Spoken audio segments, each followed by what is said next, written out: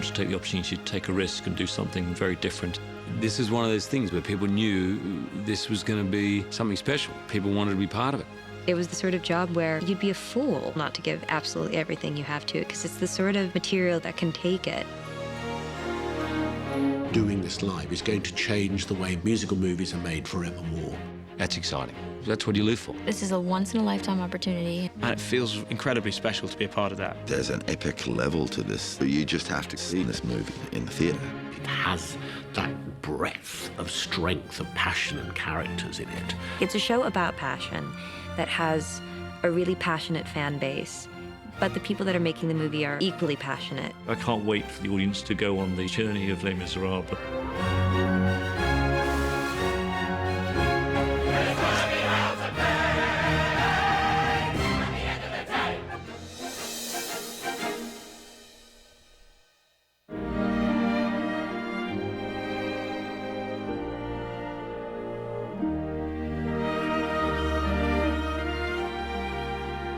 It was the hardest movie to cast that I've ever done and will ever do, because you have to find that perfect storm of actors who can sing and act. It's a real actor-singers show, that you don't have to be a great dancer. It's not about showbiz, it's about storytelling.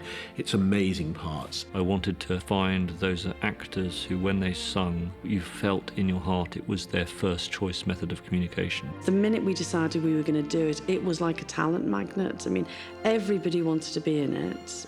Every man and his dog went for this film. Everyone wanted. I've never heard my agent more excited about a film. Every Hollywood actor at some point probably was in a musical of some description, so everyone sort of came out the closets with these singing voices.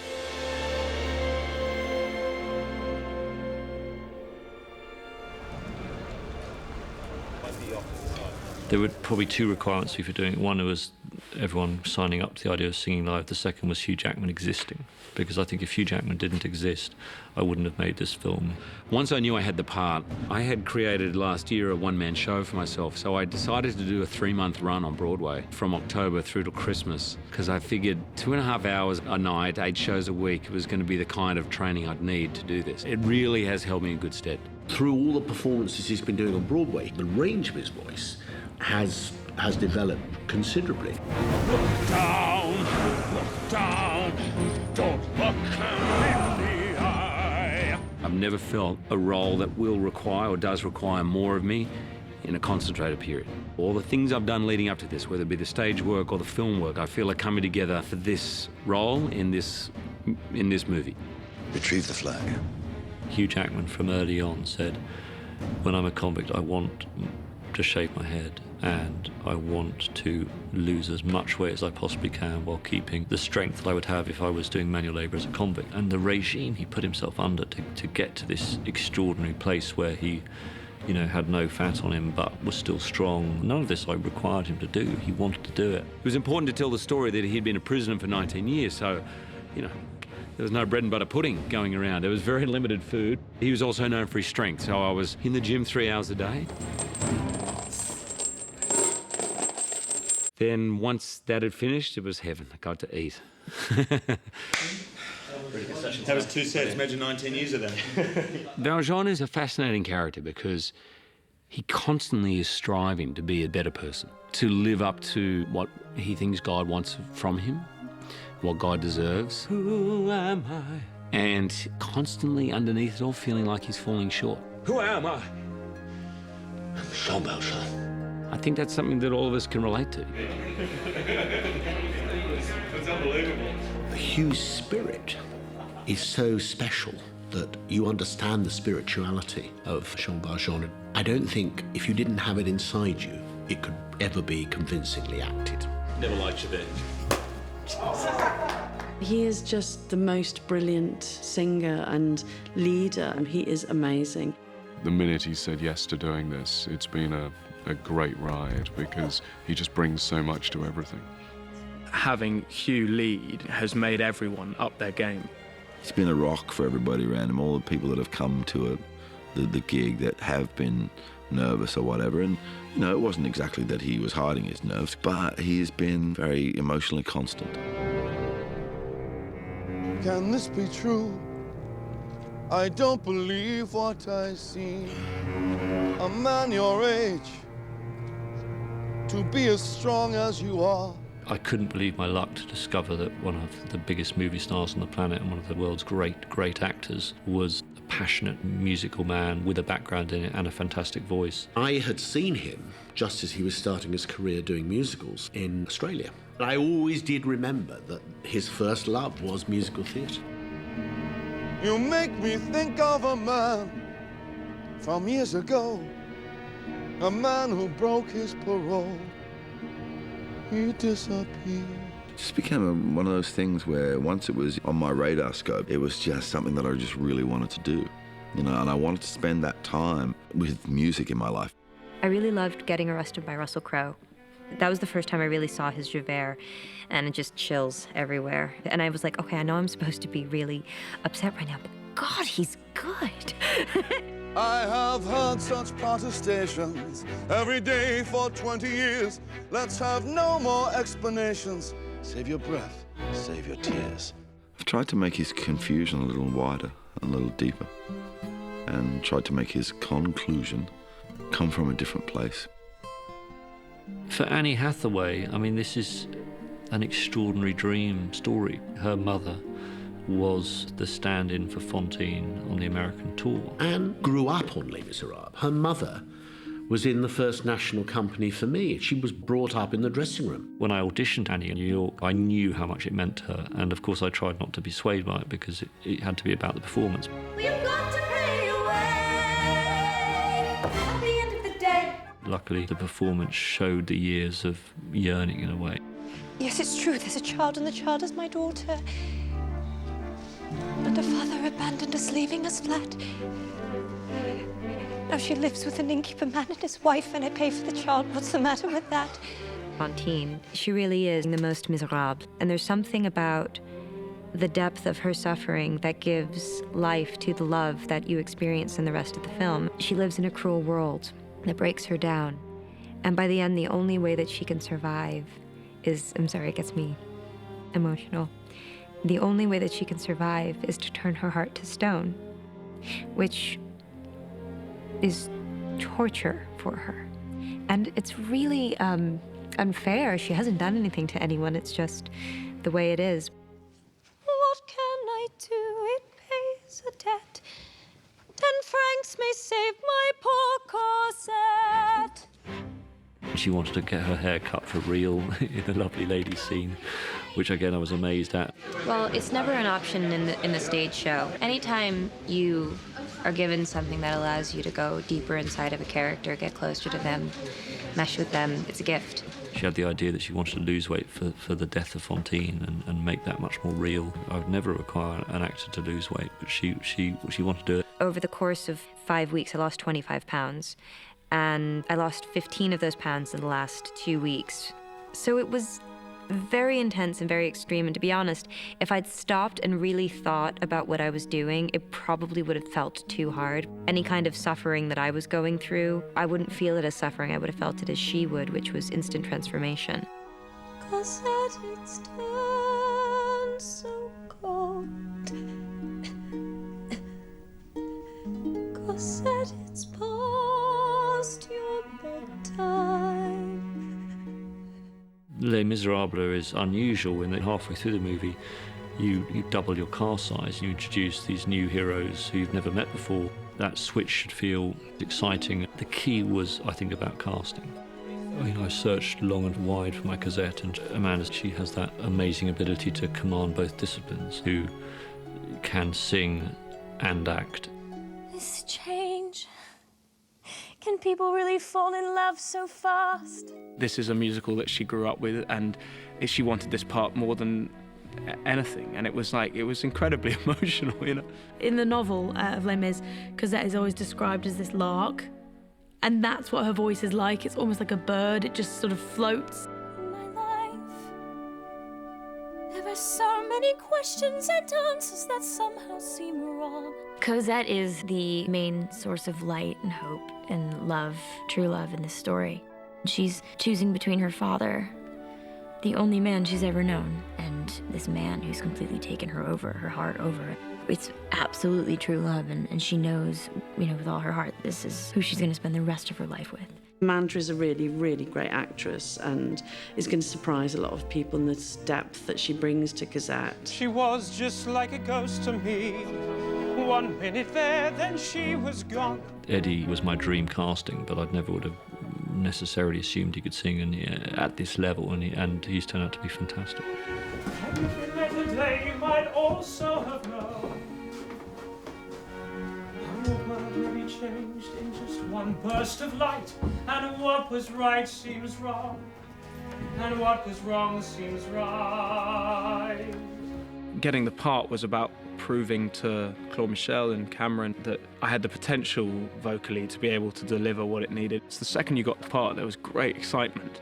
And then there's the sort of sick punch in the stomach reality that you've actually got to play those parts or sing those songs. His voice is so strong. He's got this like crazy falsetto that's so strong, which means he can sing so high, but yet so soft.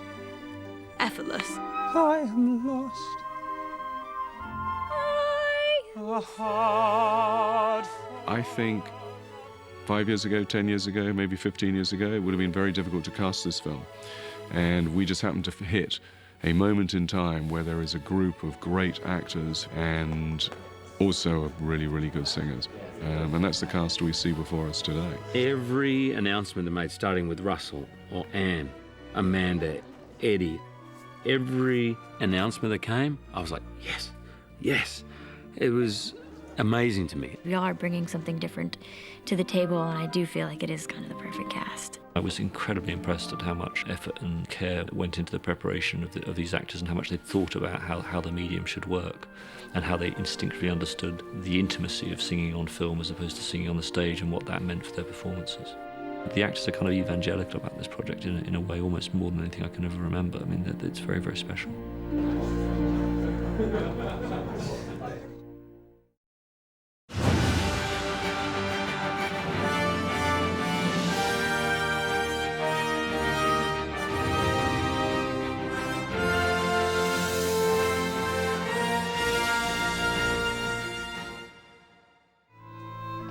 There is wine here to revive you. There is bread to make you strong. There's a bed to rest till morning. Rest from pain and rest from wrong. At the time we were casting the show back in 1984, there was a man who'd done very little acting and was an extraordinary presence. He was a session singer called Colm Wilkinson, who just was Jean Valjean. The moment he picked up the score and the voice came out, you felt the hand of God was on the piece of casting. He is the original Valjean, beloved by millions of people the world over. And it was really important to us to bring the spirit of the show in any way we could to the film. He created this role. He also created a way of singing that really tenors have been copying now ever since, for the last 25 years. The first meeting between Hugh Jackman and Colm was something very emotional, because Hugh was facing the guy who was the first Jean Valjean. And as a matter of fact, I wrote Bringing Home for Colm Wilkinson. One of the first scenes that we did was between Valjean and the bishop. Please, sit. There was an immediate connection. I think everybody felt really sort of moved by it. Bless our dear sister and our honored guest. Please, eat. The bishop to me is a huge sort of role in as much that he's the guy who redeems him, saves his soul for God, gives him the candlesticks and sets him on the right path. Monsieur, release him. This man has spoken true. It is the voice of God through this story which guides and changes the life of Jean Valjean. You must use this precious silver to become an honest man. One of the great things Colm said to me, he pulled me aside after the first day of work. He said, "Matt, if there's anything you want to pick my brain about, ask me about." And I said, "There's a couple of bits." And he just stopped me, he goes, "Hugh, I did not do what was originally written. I made it my own. I had my reasons for doing it, and because that was the first, nobody knew. You have to make this your own. And I felt like, okay, well, that's officially the baton being carried over. Everybody has a unique talent and everybody has a unique thing that they will bring to this role. Hugh will do it in his way. He'll sing it in his way. If you look at Hugh and his work ethic and the way he goes about what he does, he's so thorough and so intense. It'll be very emotional.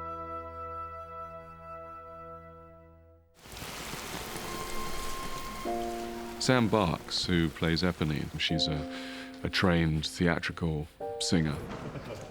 I first came across her when I was with Andrew Lloyd Webber, and we did this television series which ended up with 4 finalists, of which Sam was one of the top 4 finalists. Well, I then went on tour and played Sally Bowles in Cabaret and, then started working. I wanted to try her out for the role of Eponine. I thought she'd be really a terrific Eponine for the stage show. And it was the right time, I think, for me to audition for Eponine. And it was a character that I just felt that I had this, burning desire to play. Tom came to see one of the O2 performances because we had started to talk about the film. And from the very outset, despite everyone else in Hollywood throwing their hat in the ring, she was always someone that we wanted very much to consider. I then started playing Nancy in Oliver, which obviously is full circle where it all started, and working with Cameron again. And so I was taking my bow in Oliver, and he walks on stage. I gave her the role of Eponine in London, and then, of course, at the O2 for that amazing concert for the 25th anniversary. And now our director, Tom Hooper, has chosen her for the movie.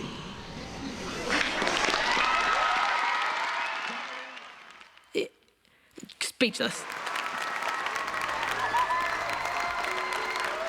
And sometimes I look back and I go, that was the moment, bang, right there, your moment, your life just changed forever. It was a wonderful thing to walk down there and, hear the snivels of delight from the chorus and the company behind.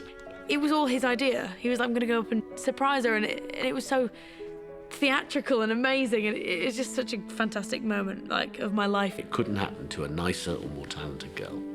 I just feel so close to this character, so to have travelled so far with her now, which is a beautifully written character, and it's a joy to play her.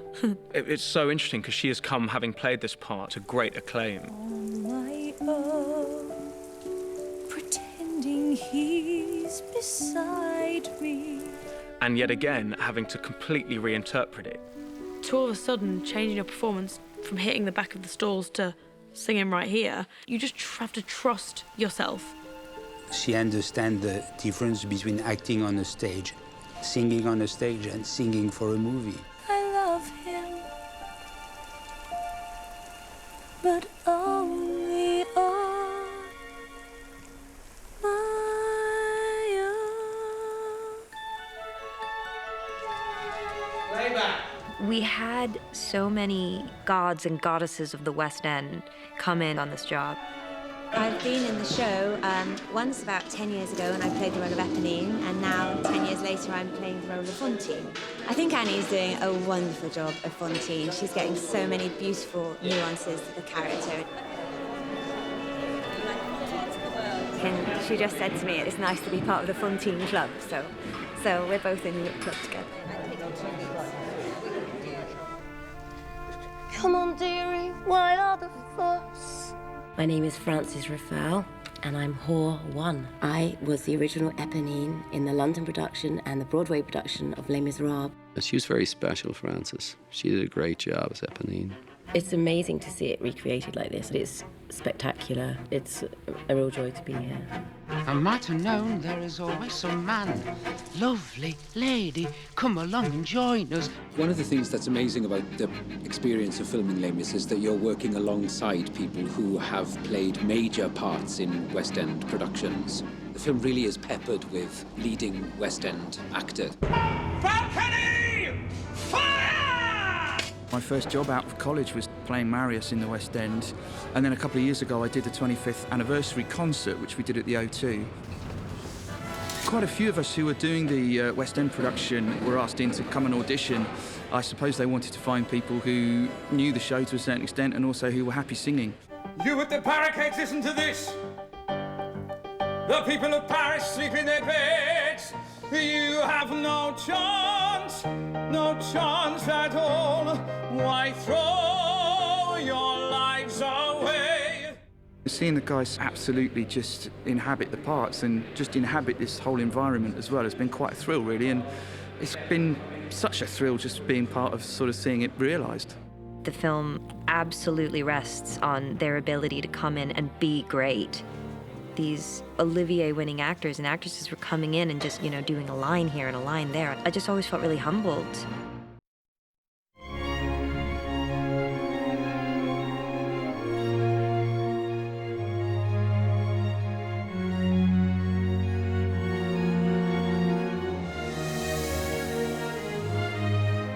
Les Miserables is famous for playing in a black box. So although there's wonderful sets that come in and out, you are in a black box environment. We don't need to be in a black box. We give you the world. We give you the mountains of France. We give you the docks where Valjean works. You see the battleships. You see the full scale of Paris in all its majesty. And you go on this physical journey with Valjean. To start the film, the brief was, we want a biblical start to the film. It must feel immense, the sort of thing that you see in Spartacus. Today we are in Nine Dock in Portsmouth Naval Base. This is a used dock, but they've never had filming before, and today has been a logistical adventure. Huge amounts of equipment, cranes, water in the dock, water out the dock, lots and lots of permissions, lots of red tape. They're not used to having hundreds of people not wearing hard hats, working in this environment or wading around in water, and certainly not singing. Okay, thank you. Here we go. And right back. I worked out a very simple rhythm, but to get 150 people to do that all together at the same time, and they had these huge wave machines and water cascading down, they were up to their chests in water, and they couldn't hear the music at all. So I'm on a god mic sort of screaming over the music to make sure that they could keep in rhythm. And then I'm standing on a little stand with a microphone, singing the lyrics, basically, and waving my arms around like some demented windmill. But it was thrilling to see it. I mean, I had no idea how big it was going to be.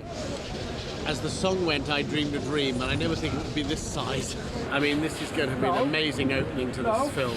This afternoon I was just remembering the lyrics of What I Have Done, Sweet Jesus, What I Have Done.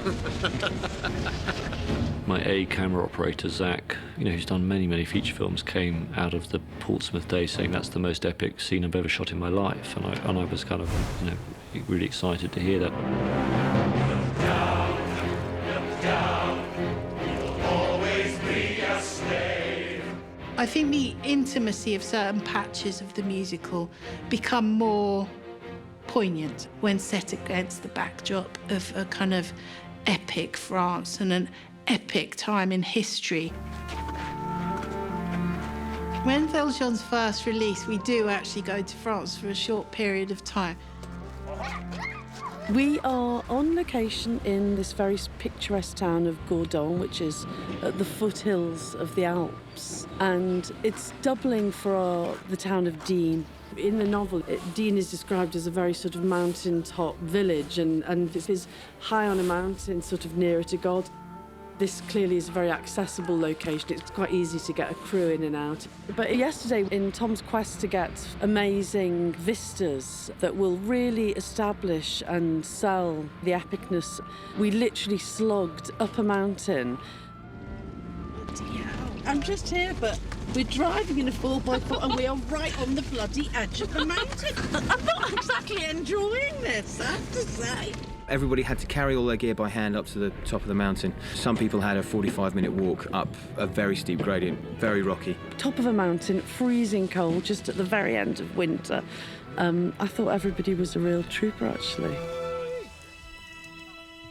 It really helped me to operate the first couple of days in France because I needed to work out how I wanted the camera to work musically. And I found myself on the first day, on the first shot, on the top of a mountain with Hugh Jackman, and the sun was setting. And, you know, I hadn't necessarily decided in advance, but I found there was something about handheld that allowed me to move in a dance with the music in a subtle way and approach him using the waves of the music to guide me in, and also that created a very sort of visceral intimacy with him in that situation as he sung.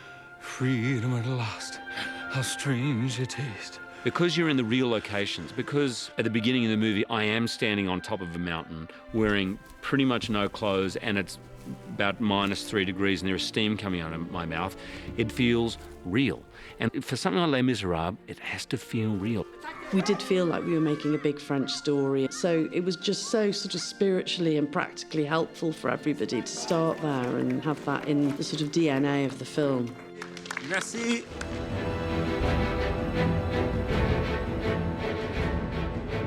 Greenwich, the Royal Naval College, is quite a well-known location in Britain for using for big-scale filming.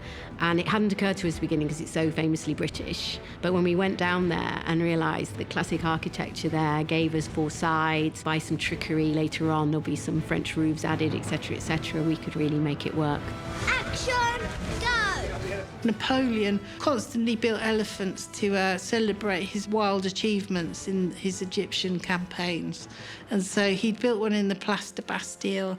But at the time of Victor Hugo, it's very described in the book as this giant elephant that was built out of plaster, but he never got the money together. So this giant edifice just slowly rotted and the plaster began to crumble, and the ragamuffin children then all moved in as it was the only place they got to sleep that was warm. In the show, you only hear mentioned Lamarck's funeral. One of the things I personally found most satisfying about making the film is seeing scenes that did not exist in the musical brought to life in the film.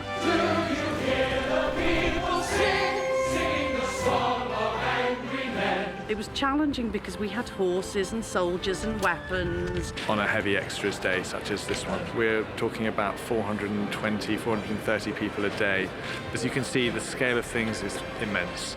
It's massively satisfying that we were able to do something so vast, so sort of full of story and so cinematic.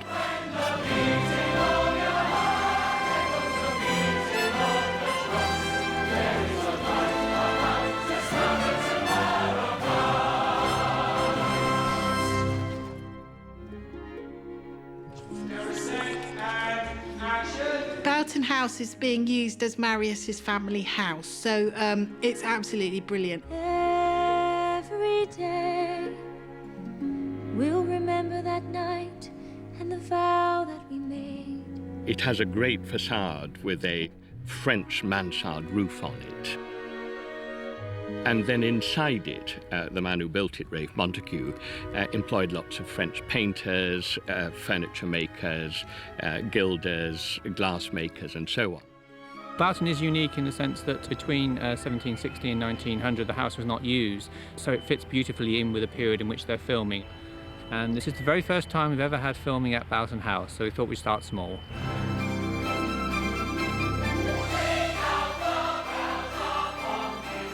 Today we're at Boughton House for the wedding feast. The staterooms we're mainly using for the wedding, but in addition to that, Boughton was able to give us some of our interior tenements and the interiors of the lodgings for Rue de l'Homme Armé. When you approach a house, we do an awful lot of clearing furniture that's very precious, build trackway in so that all our trucks won't sink into the ground, and we provide our own power. We are 200 crew and then extras. That's a lot of people in your house. So we're just incredibly careful. Coming to Boughton is a dream come true, and hopefully they've enjoyed the experience too. Each location has been pretty challenging, but we've been able to expand some of the story that Victor Hugo writes about that the musical on stage just physically wouldn't be able to do. We hope that it gives it, more depth, and hopefully, we do it all justice. Well done, guys, much better.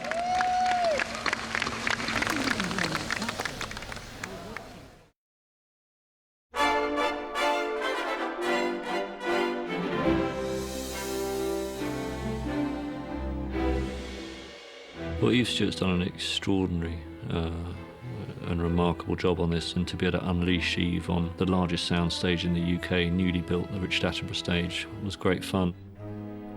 The design of T Stage was enormously good fun, and obviously we started that right at the beginning of the process.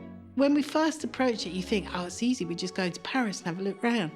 Paris is completely different to what it was. This was partly because all the narrow streets prior to 1852 were incredibly brilliant for staging a revolution. They were all windy streets with tall buildings from which people could throw down furniture. So by 1852, they decided they'd absolutely had enough of this. They were going to broaden the streets, going to have big boulevards where the armies could get down quick and there's a sense of control. So we had to carefully research pre-1852 Paris, and we felt that the inspiration should also come from the book itself. The book has been incredibly influential for us because there's beautiful, beautiful descriptions of the world, which a lot of it isn't actually seen on stage. So it's quite extraordinary how much there is. It's amazing.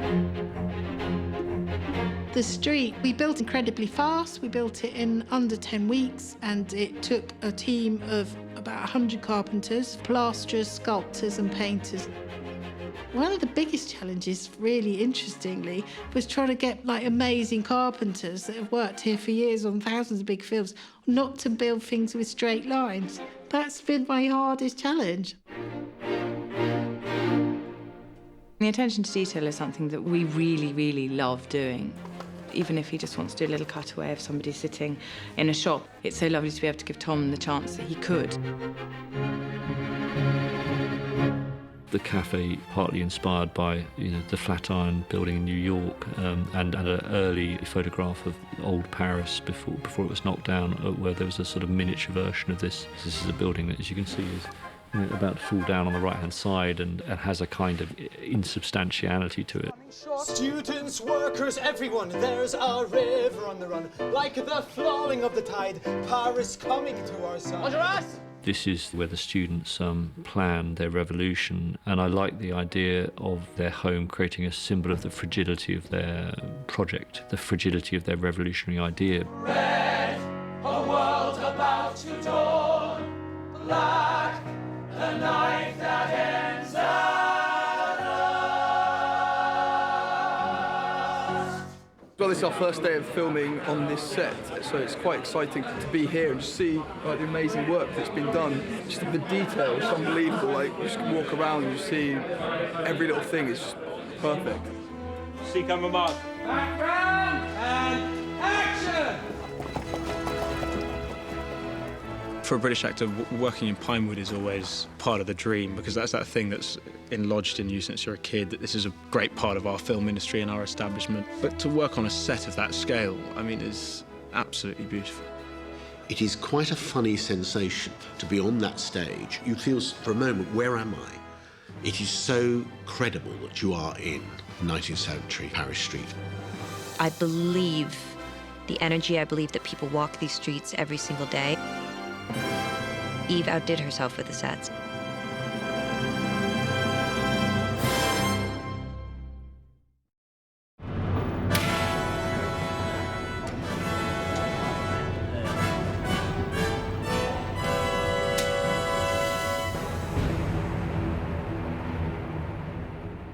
Eve Stewart, our production designer, found this fantastic old photograph of one of the barricades being sort of constructed, and in it you could see people actually throwing furniture out the windows. People would literally run down the streets of Paris and make barricades in 15 minutes flat, and that's the kind of energy and revolutionary spirit we were trying to capture. Action! On the day of filming, in a kind of moment of wild abandon, we just let the cameras run. And he said, build a barricade, action. And the students and citizens basically ripped every bit of furniture, every door, every shop front they could, and built the barricade in real time. This looks like chaos, but of course it's not, and we're all at the moment being delegated into different aspects of the same scene. Some of us are chucking stuff out of windows, some of us are sort of digging up stones. It should be kind of crazy, it should be fun.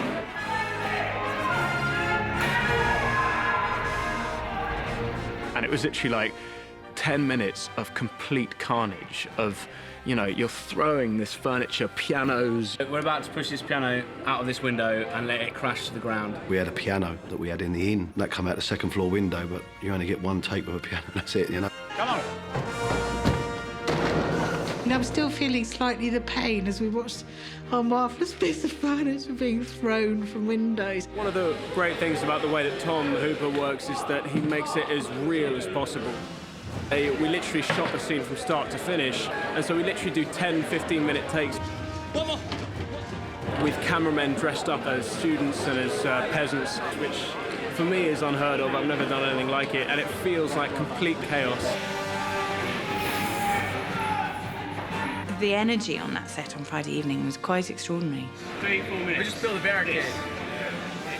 The plan was that we'd build a little bit of barricade, and then over the weekend Eve Stewart would come in and conjure up this existing barricade that she had all prepared on a neighbouring stage. But actually the structure that they came forward with, considering they're all singers and usually eyes and teeth, was amazing. They'd just taken our barricade and pinned it together, and so the barricade itself, as would have been the case, remained like an extraordinary booby trap.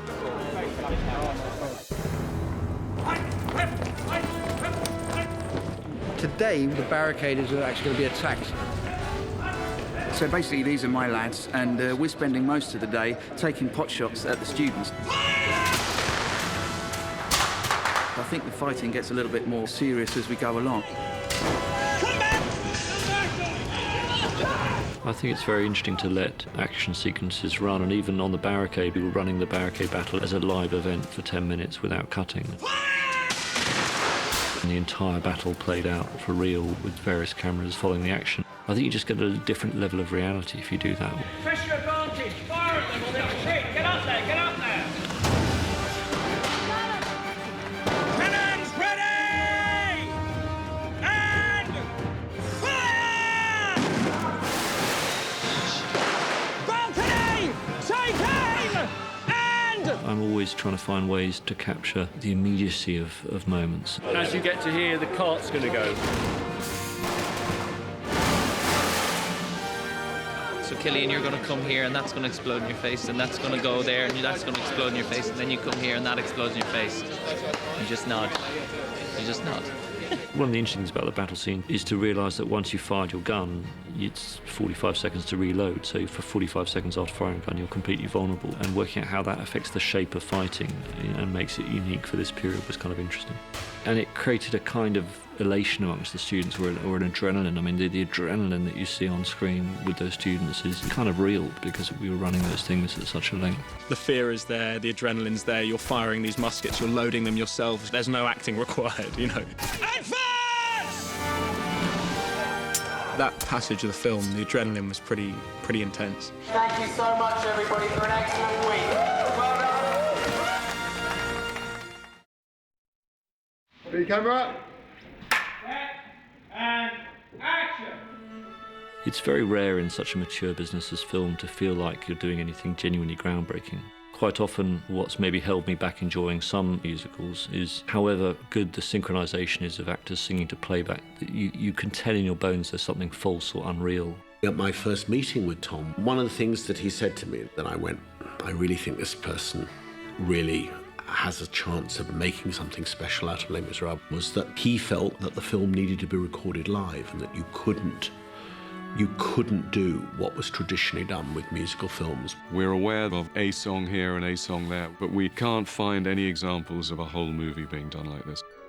Normally, if you were making an old-school movie musical, as a group of actors, we'd go into a studio, we'd record an album, and then 2 months later, we'd arrive on set, and they would play the playback of our album, and we would mime alongside it. The problem with that is that you have to make all your acting choices 3 months before you've even met the actor you're working with. By recording it live, Tom is allowing us the spontaneity of normal film acting. When you're singing live, you've got all the freedom to create the illusion that the character is acting in the moment that is so important to powerful acting. And it has such a profound effect on the power and the realism of this story. This is an epic tale, but it's very human. We want the audience to laugh. We want the audience to cry. We want them to feel for every character. Therefore, they must believe. They must believe what everyone's saying.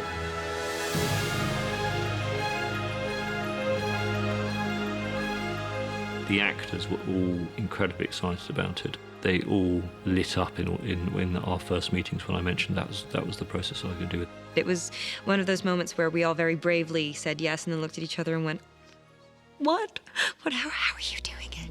It seemed insane, but it only makes sense. The only way to do it, to capture that reality. What we've been allowed to do by singing everything live is explore. And, that has led to some, rather interesting and fascinating discoveries. When I first met Tom Hooper, he was quite clear. He wanted the actors to be able to arrive on set and work out how they wanted to act a scene and not be locked to any specific tempo.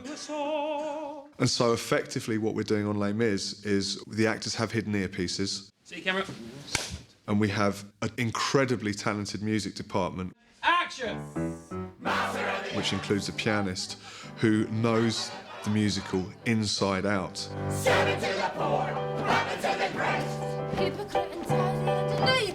That pianist is basically playing live into the actors' earpieces. Everybody raise a glass! Everybody raise a glass to the master of the house!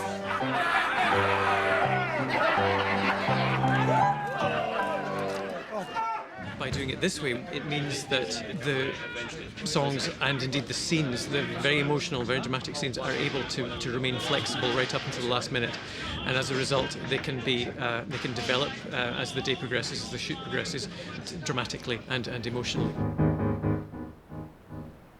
A lot of Les Mis is what they call recitative. Okay, so the material is really suitable for this kind of freedom. I do the soliloquy and it starts with, "What have I done, sweet Jesus, what have I done? Become a thief in the night, become a dog on the run. Have I fallen so far and is the hour so late that nothing remains but the cry of my hate?"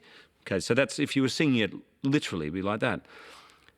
I can go out there and some takes I'd be like, "What have I done? Sweet Jesus, what have I done? Become a thief in the night. Become a dog on the run. Have I fallen so far and is the hour so late that nothing remains but the cry of my hate?" I can speed it up, I can slow it down. They start to cry, and if I want to pause something, I can. One word from him and I'd be back beneath the lash upon the rack. So there's a dance where if they need a millisecond more to form a thought before they express it, they can take that time. I feel my shame inside me. The actors are leading that piano. That is a huge relationship between the actors and the pianist. We're seeing video feeds of what all the film cameras are seeing. We have an audio mix of everything that's being recorded on the set, so we're in direct contact with the actor and their performance. Is there another way to go? If you're sensitive enough to an actor's performance and what they want to achieve, Reaching, but I fall. you will sense that they want to slow down. And the night is closing in. And I either conducted a bit faster or slower, and we sort of did it together, and it's worked. I think it's really worked. Of my sin, I'll escape now from that world. From the world of Jean Valjean. Jean Valjean is nothing now. Another story must begin.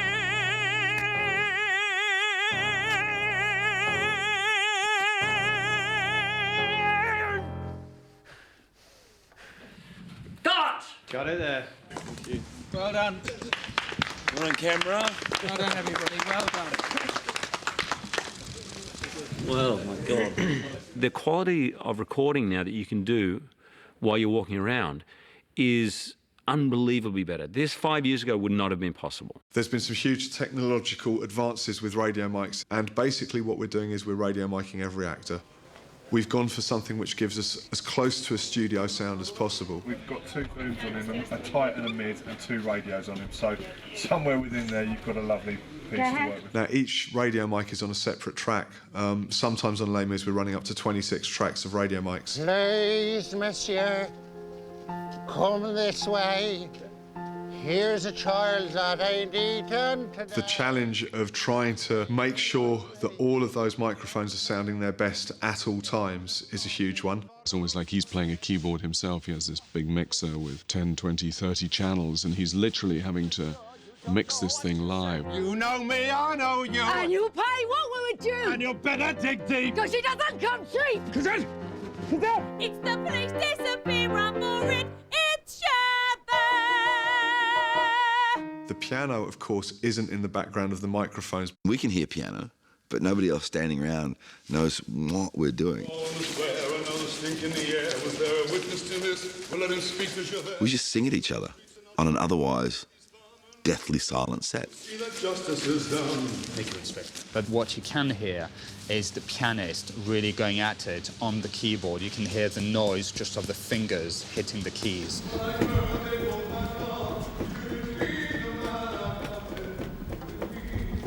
Which is why we've put the pianist in this box with double plexiglass so that the microphones capturing the voices of the actors would not capture the sound of the pianist's fingers hitting the keys. Movie sets are very, very noisy places. That kind of thing with that banging will kill me. We've come into this with an ethos of this set will be quiet. Camera, and the camera's over here shooting a close-up. Please don't be here sort of shifting around on that. There was lots of issues.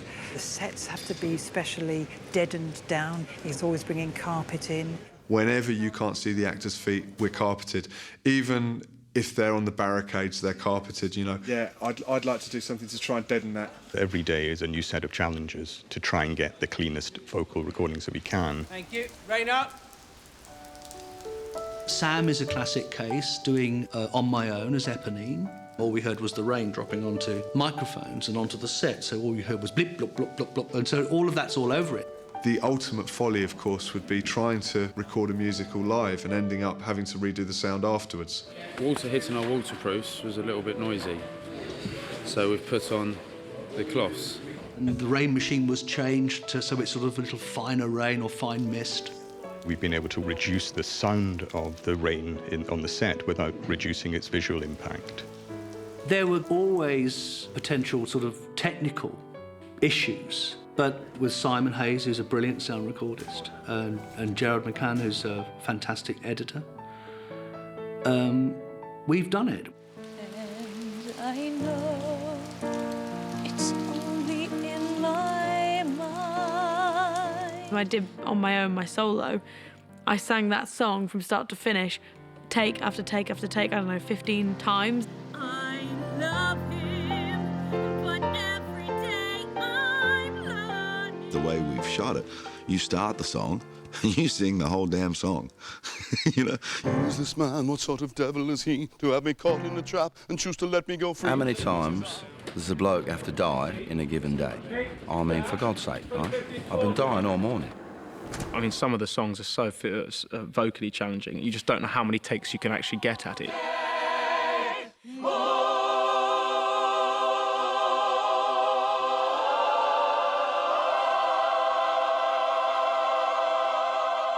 It's a different kind of discipline. You've really got to kind of stamina-wise look after yourself, and everyone's in the same boat. So yeah, everyone's a nervous wreck. That's it.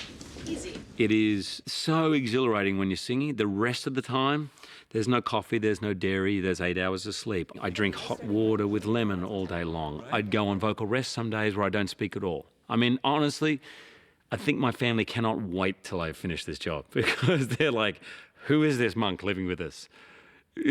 Who's going through some kind of weird vow of silence? She was first like the music of angels, the light of the sun. I have on my iPhone a sort of vocal warm-up, which involves things like all that sort of stuff, and weird things with your tongue. You walk down the corridor, and from all the different dressing rooms, you just hear the oddest warm-ups.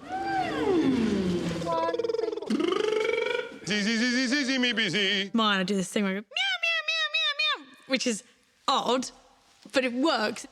Zing, zing, zing, zing. But it started spreading, and people going, box is on her way, meow, meow. Sometimes we wait an hour or 2 hours between takes. So it's just exploring their range, making sure it's still there. The idea is to go from a high note to a low note. Whoa.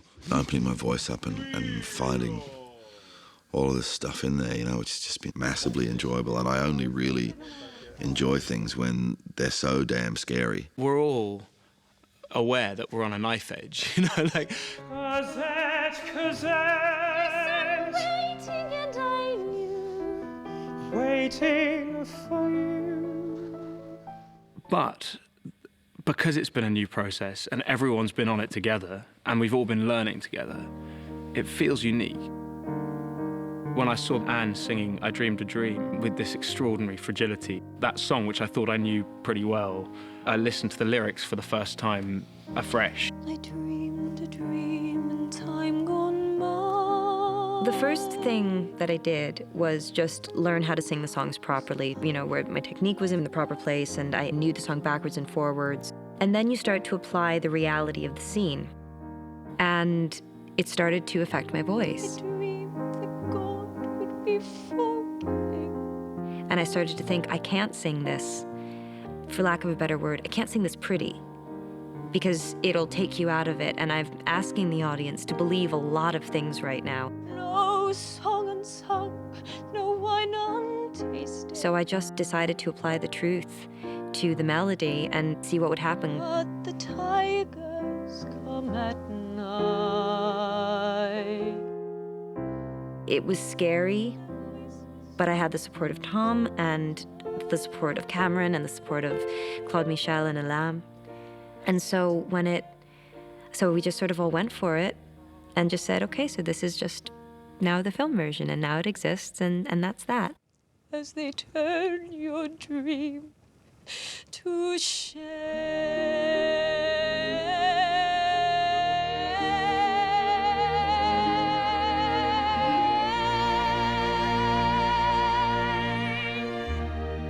He slept a summer by my side. He filled my days with endless wonder. He took my childhood in his stride, but he was gone when autumn came. And it's thrilling to be at the orchestration stage. You can imagine that having worked throughout the shoot with a solo piano representing what the orchestra is doing, it's like meeting the missing central character from the film, which is the orchestra. I Dreamed a Dream. It's a very famous melody, and hearing her, I think, brilliant rendition was the classic example of where the orchestration that we know can be adapted. A dream my life would be. When Annie's singing I Dreamed a Dream, I've never heard anybody do the song in quite the heartbreaking way that she does it. So the orchestration has to reflect that particular emotional journey that she takes. And I think to be brave enough, as Claude Michel has been as a composer, not to protect his music. He was very open to change. What I enjoy is to see something coming alive, and the performance, the orchestra, the musicians, the creation of something. We had an amazing group of musicians who are real artists. We wanted people who weren't afraid of going that one step further when you said it doesn't matter if it's just a little more edgy, a little more raw. Well, what I was doing is you see, very, very understated. With most of them are the people who are doing the concert, the Les Miserables concert at the O2 for the 25th anniversary. So they are certainly the people at the top of their game. Stephen Brooker is a brilliant conductor and has been my head of music for many, many years. I mean, he has Les Miserables in his blood. Yet why did I allow this man to touch my soul and teach me love? When something is rubato, which is, it changes time, the orchestra have actually got to sort of more or less know where that goes. The click track gives us the pulse, where the piece is flowing. Which is basically a sound that the orchestra hear in their ears. And then I have the other sort of security of the streamers, of these lines that go across the screen in the beating pattern. Valjean, at last, we see each other plain. Monsieur le Maire, you'll wear a different chain. Normally, when you're composing film music, you keep the click either completely regular or with very few changes, so that the orchestra can use it as a simple thing to follow. In this film, because the actors are, made lots of choices about tempo, the conductor has to memorize these flows in tempo, and then the orchestra have to learn it. It goes slightly faster on the downbeat of 66, then beats 3 and 4 is slightly slower. Not to say it's the wrong way round, but it is. You know nothing of Javert. And we all learned how to do it, how to manipulate, to push, to drive, to breathe with the actors. On the gutter too.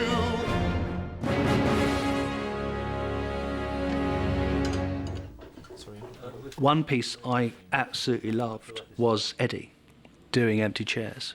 His performance enabled the orchestrators and the composer to have no orchestra in the first few lines. There's a grief that can't be spoken. There's no introduction, as there is in the show, and you suddenly realise how emotional that can be. Now my friends are dead and gone.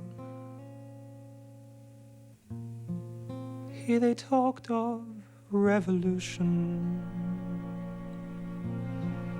Here it was, they lit the flame. The thing that's taken me years to learn about orchestras is that you can direct them like you direct an actor. Careful of being too romantic. I mean, like, it's written very romantically, but what he's singing about is the loss of absolutely all his friends in the battle. It's just, you can talk about the emotion of a scene, and they can make the choice about how to convert that technically so that emotion comes through. Oh, my friends, don't ask me. Tom is a very bright guy. He understands our purpose, and he catch everything very, very fast. It's working very well. Joining our crusade, we will be strong and stand with me. Beyond the barricade, is there a world you long to see? At the end of a long day, this was the end of our third session we got, so that's sort of 7 hours later of play. We get to the People's Song. We played it sort of quite well. But we just didn't get into the moment, into the spirit of it, because we were a bit tired. Just give them a breather, just give them a little. Yeah. I need 2 minutes. Yes, you yes, I know. I can't go straight on there. Do you need something? Do you want a drink? Do you want a cocktail? Just give me 2 minutes. Just give me 2 minutes. Take the pressure off a second. It's a lot. That in the show, there's a spontaneity that happens, and I just feel it's regimented. I don't feel I am part of a revolution in the audience. The extraordinary thing about Cameron is the stamina and tenacity of his passion for Les Miserables. It's really solid. It's all there. It's very well played, but it doesn't combust to make me feel this is unstoppable. It's within our DNA. We know how an audience needs to respond to bits of the material. He, on a daily basis, manages to reconnect with the vital truths and emotions in it that make it vivid. And in understanding the man, I've understood much more about why this has been such a persistent global success. Shorter notes? Shorter notes? No, long. I think Longer this notes? needs to be more of a It's got that sort of joyful swing to it. It's not too sort of precise. A little bit more legato and a bit more just free spirit. Let's just play. Yeah. What to do? Come on then, one more, folks, with feeling.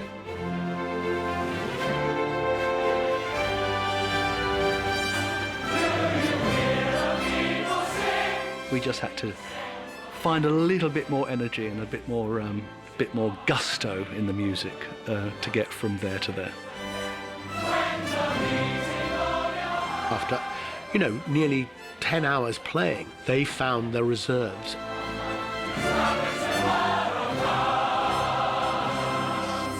And we got it.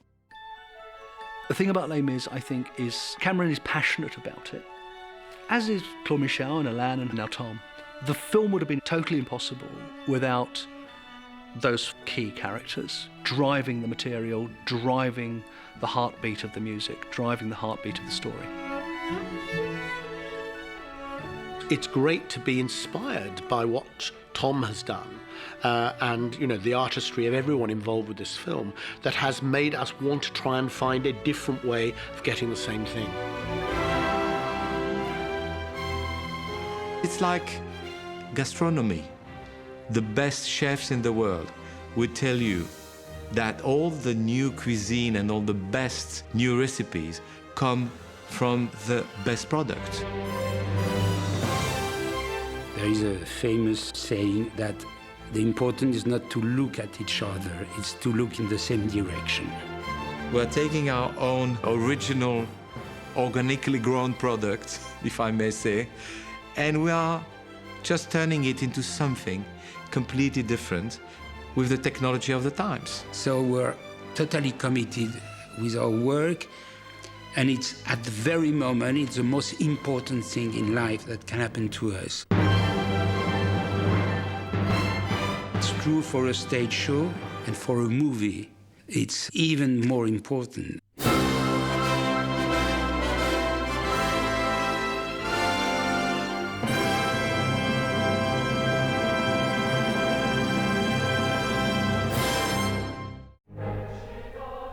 I'm a reasonably dab hand at putting on musicals on stage, but I have to say the organisation for getting these hundreds and hundreds of people and even more backstage to put in the Great Barricade and stage Les Miserables as a film is quite extraordinary. Background action and playback.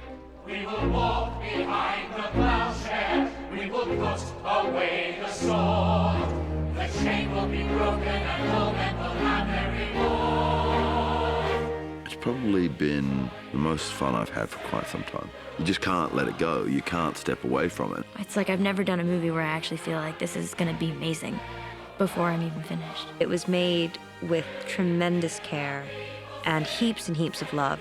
And I think that's going to come through. I hope that people who come and see Les Mis understand that the place where, certainly from all the actors' point of view, it comes from an equal place of passion. We have all loved working on the film of Les Miserables. We have loved seeing something so wonderful to us on stage and so wonderful for the audiences be reinvented under Tom's guidance and inspiration into something which is totally cinematic. In some ways, I owe being a filmmaker to the musical. My life's come full circle. I'm right back to being a 10-year-old kid belting out Beggar's Opera from the stage at my school.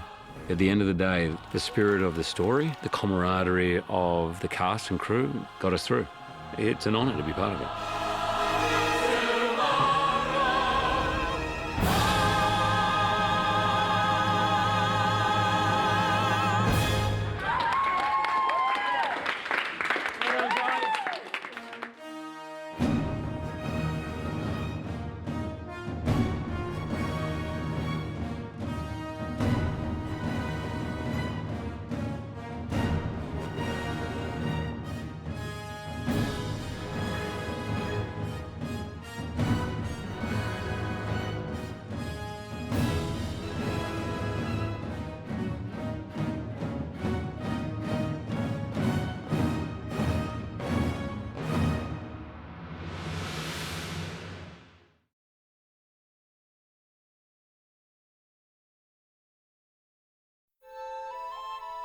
I've always said that Victor Hugo's novel is the greatest source material for any musical ever written.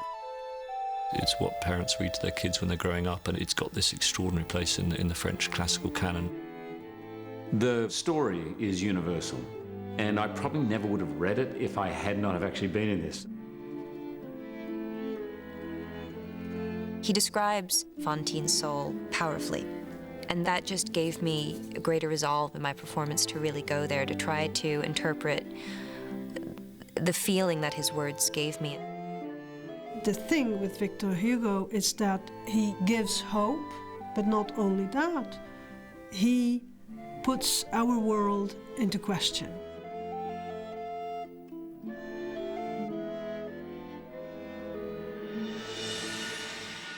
Victor Hugo is not only the most creative and productive writer of the French 19th century, he is the embodiment of 19th century France. He wrote poetry, of course, novels, short stories, pamphlets, non-fiction, memoir, plays, but not only that, he was very gifted for drawing.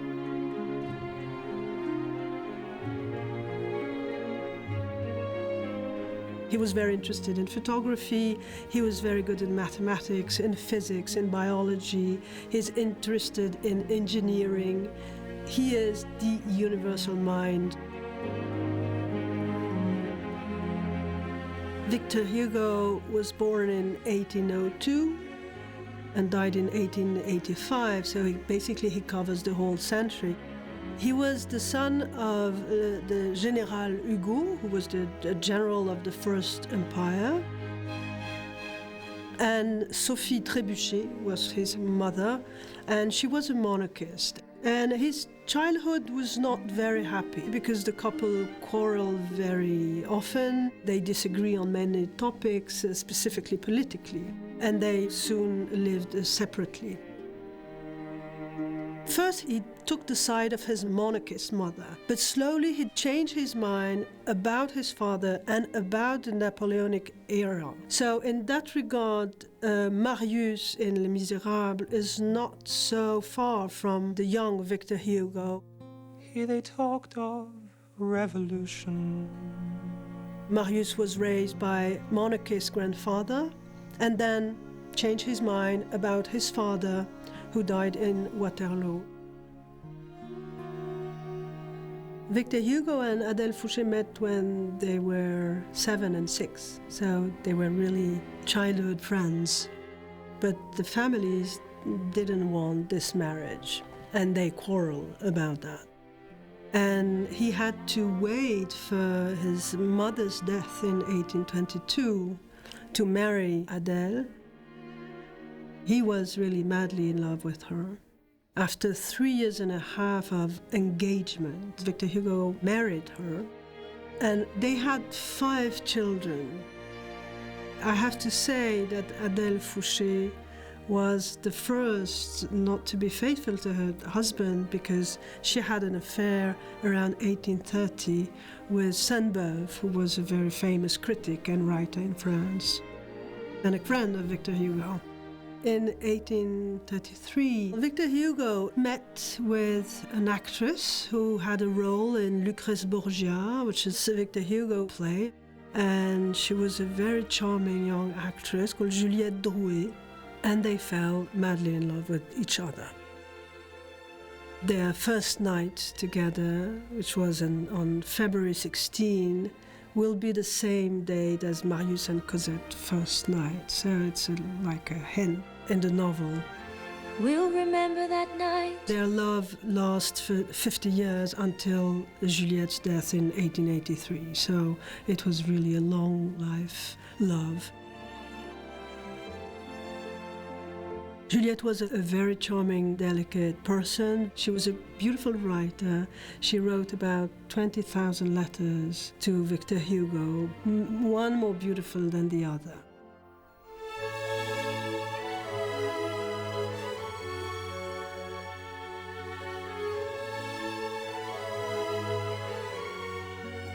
Victor Hugo loved her, of course, deeply in return, but he had other love affairs. At the same time, he had a love affair with Juliette Drouet. But she forgave him. Adèle Fouché finally met Juliette Drouet after many, many decades. And the two women got along, more or less.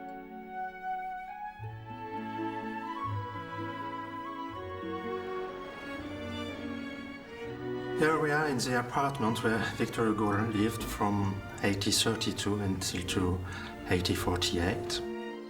He was the great romantic writer. He started to write Les Misérables here. It's also the years when he started to be more and more involved in politics.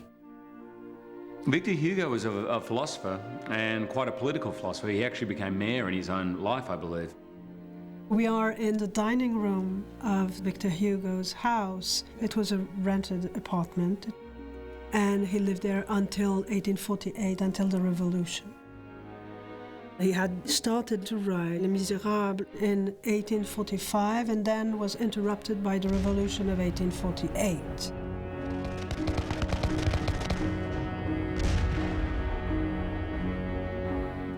He had to leave France in 1852, right after the coup d'etat of Napoleon III.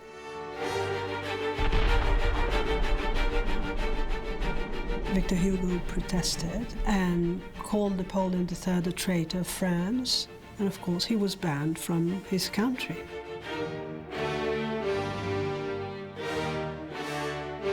And when Victor Hugo went to exile, Juliette Drouet had to give up her career in order to devote herself to Victor Hugo.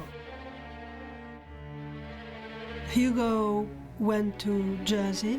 He spent there a few years, and then he was expelled from Jersey because he defended so-called terrorists in Jersey.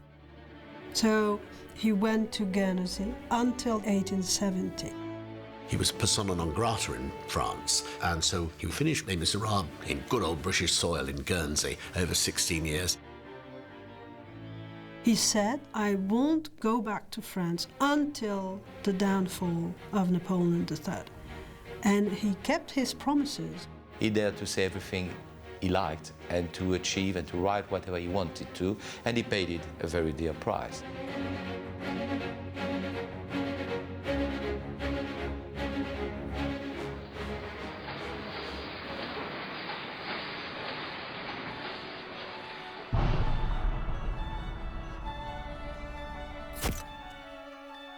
Les Misérables was published in April 1862, and right away it was a huge popular success. About 100,000 copies were sold, and it was very popular abroad. I mean, he did write a letter to his publisher saying, I didn't just write a French story for the French, I wrote an Italian story for the Italians, and I wrote an American story for the Americans. And in fact, Civil War troops, they all had a copy in their saddlebag, to the point that they were known as Les Misérables.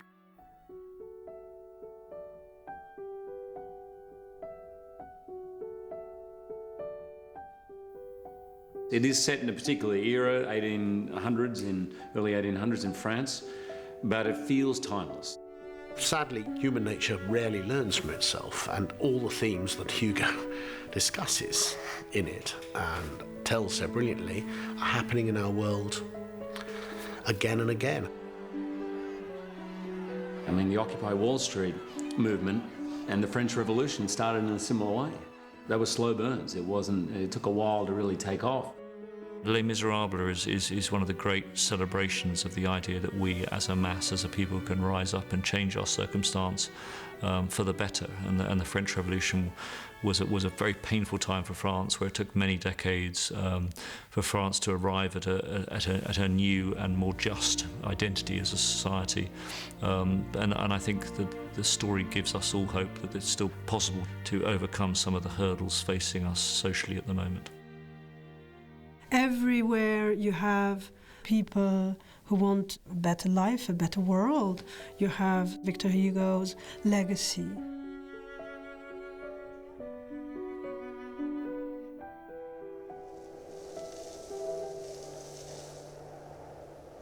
When he died, many people from everywhere came to Paris to remember him.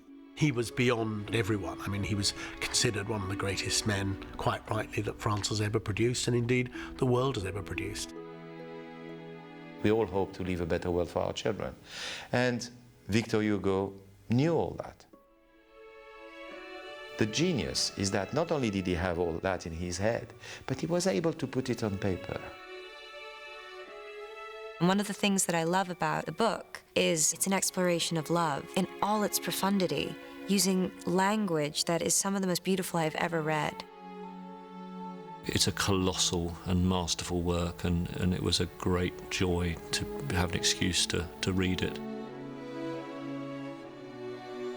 It's a remarkable book that just ignites your heart and, I know it sounds poetic, but just illuminates your soul. Thank you, Victor Hugo.